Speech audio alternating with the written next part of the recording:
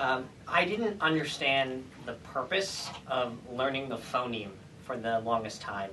I've always worked with older students who have concept of Hebrew, and English was sort of far beyond it.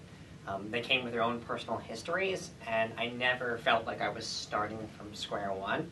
And learning about phonemes seemed to me to be a nice trivia factoid, not something I needed to ponder with any level of importance. It finally hit me when I had to watch Marissa try to throw a frisbee. In Lisa's class, I was asked to teach something of my choosing, and I placed a milk carton about 10 yards away, and placed our professor in front of it, and asked Marissa to throw it past her into the crate. 3 hit car windows later, when my patience is slipping away, it hits me. Many times, our students will come to us with incomplete and perhaps faulty schema. It requires sometimes for us to go back to the basics and show what parts they thought were right and what parts might be wrong. We have the right to return to the phoneme. It's the simplest basic element. It may be because their knowledge is incomplete on a specific topic in general, or just that day, or that moment. So we return to the phoneme to help rebuild. It is the phoneme, the digiblock, the Aleph, the single unit where we can always return. We compose our teaching and learning from something so seemingly unimportant. And if we should follow the tradition that the entire Torah is given in a single Aleph, then we build the highest level of learning from what seems like nothing.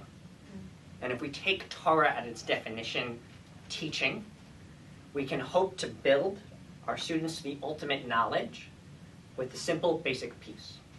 It is the A that brings us to Shakespeare.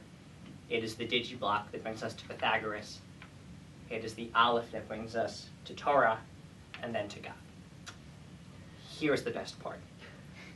The phoneme is the simplest sound. Ah, but, okay. What sound does an Aleph make? Nothing. There will be times when our students may act as if they know nothing, not the simplest sound.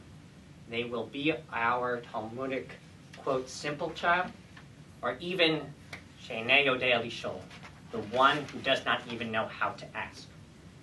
Az ma lasot. What do we do? At betachla. We shall open it for them. In their silence, they already know Aleph.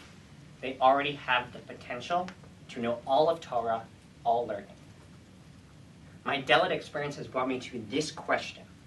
How do I teach my students to say the sound of Aleph? How do I make them realize that when they feel that they know even nothing, they could really know everything?